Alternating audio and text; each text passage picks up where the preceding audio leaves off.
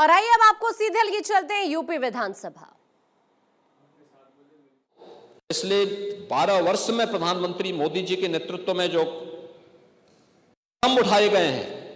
विभिन्न क्षेत्र में उनके सशक्तिकरण के लिए कार्य बढ़ाए गए, कदम बढ़ाए गए, आज उसके परिणाम उत्तर प्रदेश में हमें देखने को मिले हैं। और हम लोगों ने अपनी अर्थव्यवस्था के साथ साथ उत्तर प्रदेश के परसेप्शन को बदलने में सफलता प्राप्त की और आज उसी सफलता को एक नई ऊंचाई तक पहुंचाने के लिए उनकी राजनीतिक भागीदारी, नीति निर्धारण और देश के कानून निर्माता के रूप में आधी आबादी आगे बढ़ सके, इससे संबंधित आज ये प्रस्ताव मैं इस माननीय सदन में रख रहा हूं। और मैं इस माननीय सदन से इस बारे में अपील करूंगा कि अगर समाजवादी पार्टी कहती है कि हम लोग महिला आरक्षण के समर्थन में हैं, तो फिर इस सदन में इस चर्चा में भाग लेकर के संसद के अंदर हुई घटना की भर्त्सना करें, फिर उसकी निंदा की जानी चाहिए। फिर नियम तो वही है जो सदन की परंपराएं बोलेंगे। हाँ, वही मैं कह रहा हूं ना कि आपके एक सदस्य कह रहे हैं आप अति निंदा करिए कि जो कुछ भी सदन के अंदर हुआ और उस दिन विधेयक को गिराने वाले लोगों की और उसके बाद गिरने के बाद बधाई देने वाले लोगों की निंदा होनी चाहिए। हम निंदा करेंगे, आप अति निंदा कर लीजिए। इसका आप इसी को तय कर लीजिए, क्योंकि आपके यहां शिवपाल जी जैसे विद्वान लोगों ने ये बुद्धि आपको दी होगी, तो उस बुद्धि से आपको कुछ तो सामने आया होगा। और इसलिए महोदय, मैं इस माननीय सदन में एक प्रस्ताव रखता हूं कि सदन प्रस्ताव करता है कि भारत का संविधान में लैंगिक समानता की अवधारणा प्रावधानित है। महिलाओं को राजनीतिक, सामाजिक, आर्थिक, शैक्षिक एवं स्वास्थ्य के क्षेत्र में एनडीए सरकार के कार्यकाल में महत्वपूर्ण भागीदारी उनकी सुनिश्चित की गई है,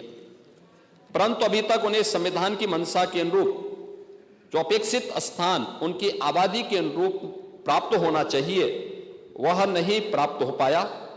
राजनीतिक, सामाजिक क्षेत्र में भी महिलाओं को निर्णय का अधिकार प्राप्त होना चाहिए, अतः संविधान की मंशा के अनुरूप उन्हें अपेक्षित स्थान प्राप्त कराने के लिए नारी शक्ति बंधन अधिनियम 2023 एनडीए की सरकार ने पारित कराया, परंतु महिलाओं को अधिक अधिकार देने में बाधाएं उत्पन्न की जा रही हैं। इस समय के पहले उन्हें अधिकार प्राप्त हो और आगामी संसद के चुनाव में